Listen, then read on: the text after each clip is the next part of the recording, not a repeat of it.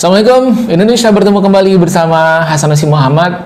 Hari ini atau malam ini luar biasa. Di samping saya sudah hadir Bapak Insinyur Haji Sulaiman Daud. Ya.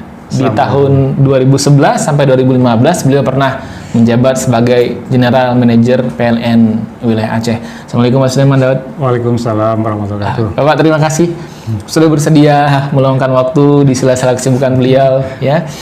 Dan ya sebenarnya belum sibuk lagi, udah nggak sibuk lagi. udah pensiun ya Pak ya? Pensiun. Terakhir di Jawa Tengah waktu itu ya Pak ya? Terakhir saya di pusat selaku Kepala Divisi Konstruksi. Kepala Divisi Konstruksi. Ya. Cuma udah kerjanya dari Jawa Tengah, kemudian Yogyakarta, terus Jawa Barat. Oh iya. Itu regional Jawa bagian tengah namanya. Oh iya. Bukan kantor di Jakarta. Di Jakarta. Oh iya. Kapan terakhir pensiun Pak? Kapan pensiun kemarin? 2018. 2018 ya Pak ya? Pertengahan Juni 2018. Iya, iya. Berarti sekarang sudah sering di Banda Aceh ya Pak ya? Ya hampir semua Aceh lah. Iya iya. Ya emang masih di Jakarta seminggu 11 kali, nanti ada tugas di perusahaan PLN. Oh iya baik. Tapi insya Allah malam ini kita tidak ngobrol masalah PLN, kita tidak bicara masalah energi ya. Karena ada hal lain yang lebih menarik untuk kita diskusikan bersama Pak Sulaiman Daud daripada urusan PLN begitu ya. Sedikit cerita histori Pak Sulaiman. 2008 saya ke Banda Aceh di Kampung Kramat. Dan saat itu saya sudah rutin melihat Pak Sulaiman itu tiap pagi subuh itu udah ke masjid pakai sepeda gitu ya Pak ya. Itu tiap pagi ngebut itu, ngebut. Ternyata ada juga monitor ya. Sempat monitor juga Pak. Cuman waktu itu saya belum tahu Bapak Sulaiman orang waktu itu belum di ini Pak ya, belum JM ya Pak ya, 2008 belum ya. Jadi beliau luar biasa, dari saya 2008 sudah sering lihat beliau jamaah ke masjid subuh ya. Sampai hari ini beliau juga sering ke masjid begitu. Nah hari ini kita mau belajar sama Pak Sulaiman bagaimana cara mendisiplinkan salat berjamaah ke masjid ya. Nanti kita tanya ke Pak Sulaiman trik dan tipsnya seperti apa. Mudah-mudahan ini kalau yang ngomong XGM PLN kan mungkin lebih didengar omongannya gitu kan. Baik Pak Sulaiman, ini mengawali obrolan kita Pak Sulaiman, kita singkat-singkat aja Pak. Sebenarnya sudah sejak kapan sih Pak Sulaiman mulai membiasakan diri dengan berjamaah ke masjid begitu Pak? Kalau kita rolling ke belakang, jauh ke belakang, memang saya sebenarnya sejak SD pun udah sering ke masjid. Oh, dari SD ya Pak ya? SD sering ke masjid. Oh, luar biasa. Udah terbiasa sih, walaupun dalam hidup saya semuanya tidak juga penuh semuanya ya. Iya. Tapi sebenarnya waktu kecil itu sudah terbiasa ke masjid. Karena rumah saya juga di kampung, itu tidak begitu jauh dari masjid juga. Sehingga kakek saya ikut masjid, sehingga saya ikutan ke masjid. Cuma memang tidak artinya semua dari SD sampai sekarang saya ke masjid, enggak juga. Iya. Jadi ada waktu-waktu yang lain yang jalan-jalan masjid juga banyak. Iya.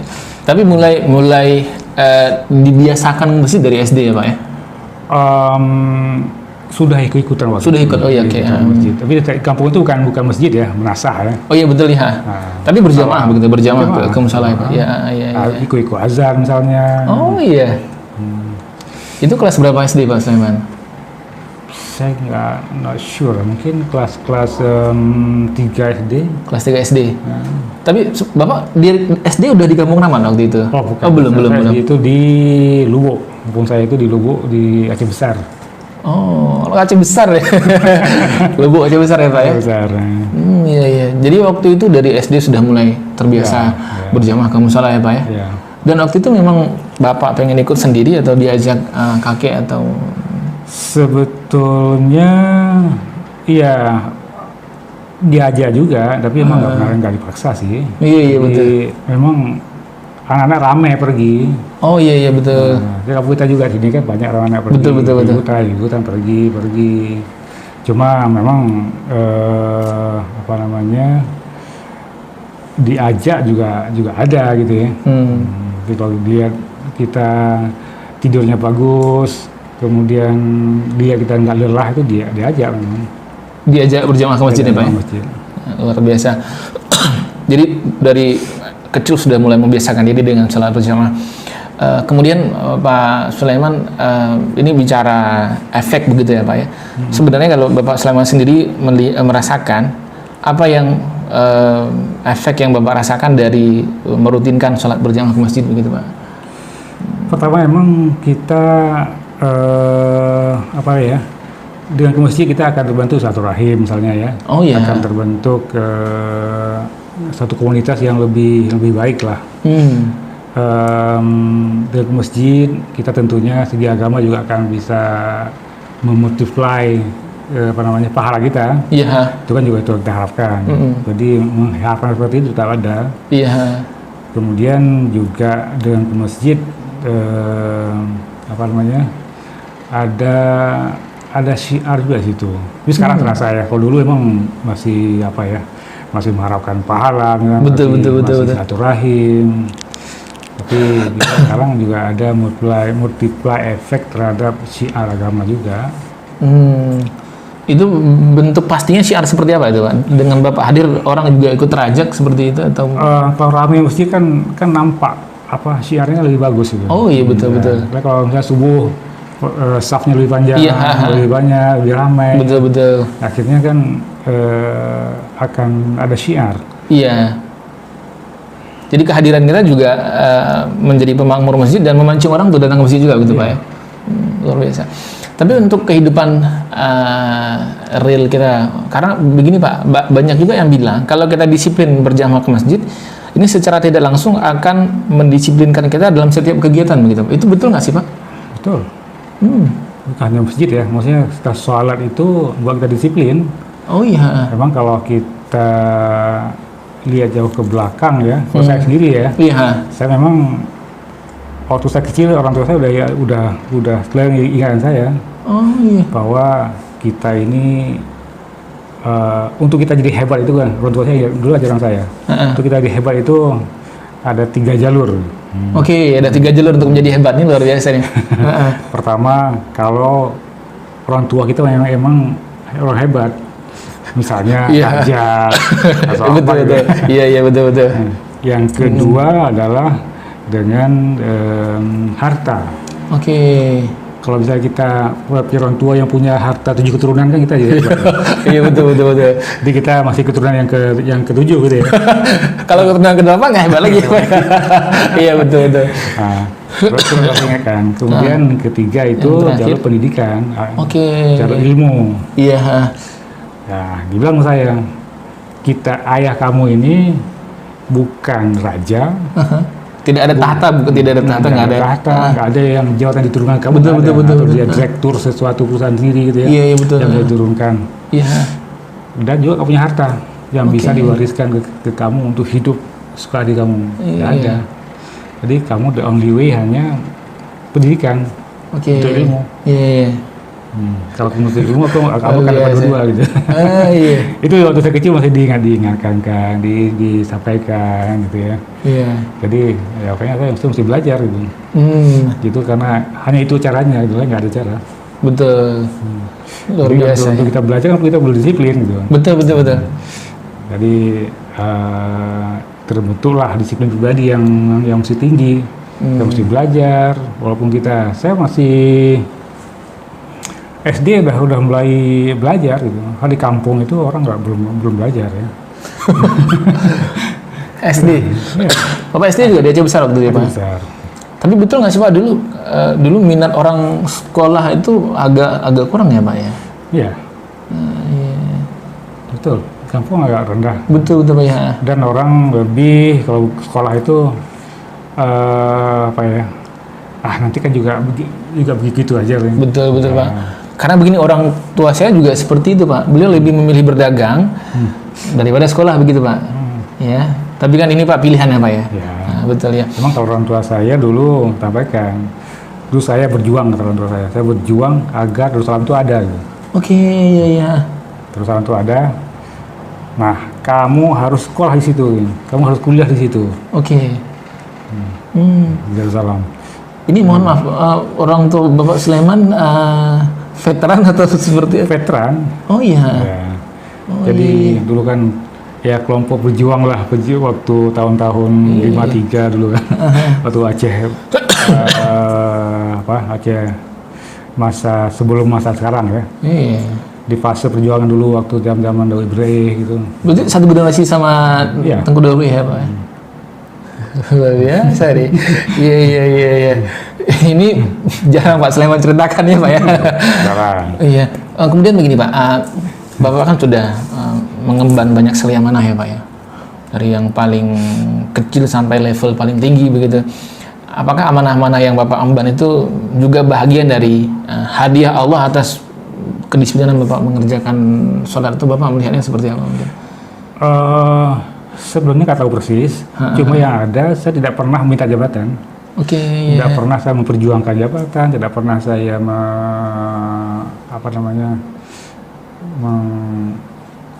mencari jalan untuk punya jabatan, tidak pernah. Oh iya. Tapi datang sendiri aja. Iya. Saya di umur berapa waktu itu ya, umur 38 udah jadi dapat amanah kepala cabang Rosmawe misalnya. 38. Itu ya nggak tahu. Tiba-tiba tadi dipanggil, kamu ikut kursus gitu. Ikut kursus kepala cabang. Iya. Ikut, pulang tempatkan di situ. Itu 38 masih muda untuk ukuran kepala cabang ya Pak? Waktu itu masih cukup muda. Iya. Ya. Iya. Sama juga waktu jadi GM di Medan misalnya kan, dia tiba-tiba ya paling dipanggil suruh presentasi, via tes jadi GM. Memang saya kira memang tidak terlepas dari di kuasa Allah ya, tapi betul, saya tidak pernah meminta jabatan atau berusaha untuk mendapatkan atau menggiring diri sendiri untuk dapat ke sana enggak. Oke. Artinya begini Pak, dalam ibadah kita tidak pernah mengharapkan yang spesifik seperti itu ya Pak ya? Maksudnya berdoa gitu. Betul ya, iya betul ya. Nggak seperti itu Pak ya. Tapi begini Pak, banyak juga kita sering dengar ya Pak ya. Saya pribadi juga sering. Ya, kalau kita mau doa kita diijabah sama Allah, ya yang Allah perintahkan jangan ditinggalkan, sholat misalnya. Jadi kalau doa kita mau diijabah, ya kita harus rajin sholat begitu. Bapak sepakat nggak dengan ada yang menyampaikan seperti itu? Pasti. Ya. Karena kita berdoa itu kan mesti punya koneksi dengan Allah. Iya. Semakin bagus koneksi kita kan semakin ijabah gitu. Betul. Iya kan? Iya. Jadi sholat, melakukan ibadah itu kan memperbaiki koneksi kita gitu. Ke sinyal kita lebih terang ke sana. Betul. Tapi kalau kita nggak punya sinyal, gimana Allah tahu nggak kita? Iya, nggak connect ya Pak ya? Connect, gitu. Betul ya. Ini luar biasa ya. Bapak ini kemudian juga menarik. Tadi saya luar biasa. Tadi Bapak dari muda sudah membesarkan diri ke masjid begitu. Bagaimana Bapak menanggapi celutukan begitu? Ya ibadah nantilah waktu udah tua begitu. Waktu muda sekarang kita fokus cari rezeki ya, ibadah ya sambilan lah. Nanti kalau sudah pensiun, sudah selesai, baru kita fokus ibadah. Bapak melihatnya seperti apa ini Pak? Saya melihatnya memang kita tahu kapan mati ya. Nggak tahu sih Pak ya. betul. Ya, itu kan udah tugas kita kan, maksudnya udah jadikan ibadah itu kebutuhan kita. Betul. Jadi tidak melihat bahasanya kapan. Memang kadang terasa ya. Maksudnya bisa sendiri misalnya. Dulu waktu masih aktif karena punya rutinitas, misalnya saya datang ke kantor, sebelum masuk kantor saya sholat duha dulu misalnya. Oke. Tapi pas pensiun udah kelihatan kok pernah masa yang tidak ada gitu. Saya merasa kenapa saya waktu sibuk saya malah sempat sholat duha. Iya betul. Tapi waktu pensiun kok enggak gitu. Waktu saya awal pensiun ya. Ternyata waktu itu kan rutinitas saya gitu, kantor Begitu masuk kantor, sebelum masuk ruangan, saya sholat dulu saya di masjid. Oke. Dan baru masuk ruangan. Tapi setelah sini iya, karena iya. nggak kantor lagi, nggak ke masjid pagi, maksudnya. Karena waktunya longgar apa ya? Tapi kenapa enggak gitu? Iya, iya, iya. Jadi saya wah, tepat juga beberapa bulan nggak sholat duha gitu ya. Kemudian saya lakukan lagi. Jadi memang apa ya? Kadang terasa seperti itu, maksudnya karena jadi rutinitas pas pensiun malah jadi terabaikan juga ada. Jadi kita punya cita-cita nanti pensiun akan lebih tingkat, kadang-kadang juga mau bisa lebih rendah. Iya, betul. Jadi takut juga kita. Iya. Jadi saya pengalaman gitu. Ini warning juga nih untuk teman-teman yang punya prinsip seperti itu ya. Karena banyak loh Pak yang bercita-cita seperti itu gitu. Ini waktu muda kita all out cari rezeki, insya Allah nanti sudah tua kita ibadah. Siapa tahu kita meninggal ya Pak ya. Sama kita meninggal. Betul. Yang kedua, saya juga punya cita seperti itu. Nanti kan mau meningkatkan lagi ibadah. Iya betul. Tapi justru enggak. Gitu. Aduh, iya betul. Karena begitu hilang rutinitas kita, nanti tempat vakum. Maksudnya dulu saya ke kantor, udah punya jadwal kantor jam berapa. Kemudian sebelum masuk kantor kita sholat dulu. Sebelum masuk ruangan. Tapi pas nggak kerja lagi, jam itu udah nggak ada lagi. Kita kan jam berapa jam 6:30 dulu kita udah ke kantor. Ke kantor jam 7 kurang jam 7:15 berapa gitu ya. Kita sholat dulu waktunya. Tapi sekarang kan udah nggak lagi misalnya. Waktu saya baru pulang sini. Kan jam segitu kan masih pulang dari masjid kan masih di rumah. Betul. Lalai, masih sampai siang. Waktu luang ya Pak ya. Sampai siang. Jadi akhirnya terlewatkan. Begitu berapa hari tinggal, kan jadi lupa malah. Iya betul. Cuma waktu ingat lagi saya, kenapa nih saya kok jadi malah udah waktu lebih longgar, malah ibaratnya bukan meningkat, malah, iya betul. menurun. Iya. Jadi mungkin saya kira cita-cita nanti pensiun kita ibadah, jangan-jangan nanti malah berkurang gitu malah. Aduh. Jadi bagus saran aja. Ini warning juga nih untuk siapapun yang menonton video ini ya. Jadi saya sepakat yang Pak Sulaiman katakan tadi. Beliau sudah mengalami sendiri dan semoga kita bisa belajar dari apa yang Pak Sulaiman ceritakan tadi. Pak Sulaiman terakhir apa tips dan trik Bapak untuk disiplin berjamaah ke masjid? Bapak biasanya mendesainnya seperti apa begitu Pak? Sebenarnya kalau itu kan memang apa namanya udah jadi apa ya, jadi kebutuhan. Jadi saya udah nggak nyaman kalau sholat di rumah sendiri. Oke. Jadi saya inginnya sholat jamaah gitu. Jadi walaupun saya bepergian misalnya, walaupun bukan waktunya, ya tunggu orang untuk ikut orang jamaah, usahakan bisa di jamaah, meskipun bukan di masjid sendiri dalam perjalanan ya. Iya. Itu yang kita lakukan, yang apa itu jadi apa namanya jadi keinginan, jadi udah nggak nyaman kalau tidak gitu. Iya. Mungkin seperti itu. Ya. Kalau untuk subuh sendiri Pak, Bapak memang sudah auto bangun sendiri, tubuhnya sudah paham atau masih perlu bantuan waker mungkin Pak? Jadi saya masih hidupin waker juga, meskipun saya udah bangun sebelumnya. Iya. Jadi memang untuk menjaga waktu saya juga set alarm saya. Ada aplikasi azan misalnya. Betul saya Pak. Set seperempat jam sebelum azan, saya udah punya dia tahu itu. Kita bisa siap. Yeah. Bisa kalau kita belum mandi kita mandi, kalau kita lagi ngapain kita siap-siap untuk menyelesaikan apa yang kita lakukan. Betul. Kita nggak terlambat. Itu juga saya lakukan juga. Iya.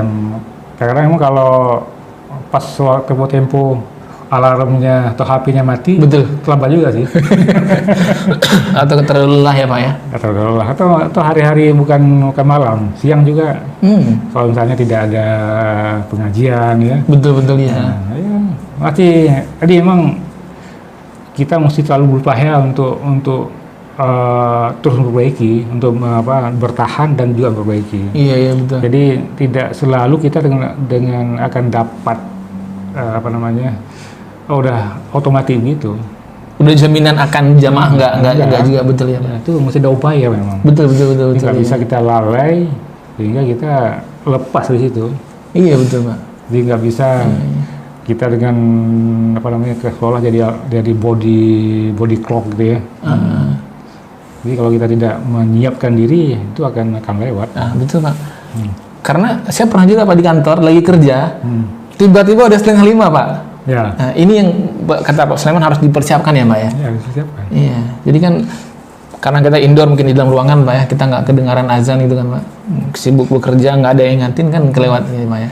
Nah, karena ya yang paling simpel lah. Kita udah azan, udah denger azan, entar lagi lah gitu ya. Iya betul. Iya. Waduh. Jadi itulah yang kita selalu mesti jaga, mesti kita pertahankan kondisi kita, maksudnya kondisi disiplin kita gitu ya. Jadi kalau kita lalai dan tidak menjaganya itu akan tergerus gitu. Tentang erosi gitu. Iya.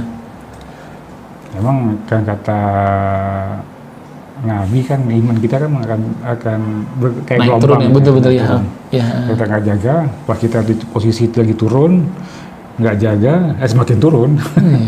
Terperosot habis-habisan ya Pak ya. Baik. Luar biasa. Banyak sekali poin-poin menarik yang disampaikan Pak Sulaiman tadi. Tapi yang paling luar biasa, saya paling menarik pada bagian ini tadi ya. Jadi kalau ingin beribadah jangan tunggu tua, karena kita nggak pernah tahu bagaimana kondisi kita di saat tua ya Pak ya. Iya. Bisa jadi di saat waktu tua, waktu kita luang, ternyata waktu luang itu tidak mampu kita atur dengan baik ya Pak ya. Justru lalai. Nah, justru lalai begitu ya. Mudah-mudahan yang Pak Sulaiman sampaikan tadi menginspirasi kita semua. Ya, ini yang sampaikan GMPRN loh. Jadi mudah-mudahan bisa menginspirasi teman-teman penonton semuanya. Pak Sulaiman terima kasih sudah bersedia meluangkan waktu ya.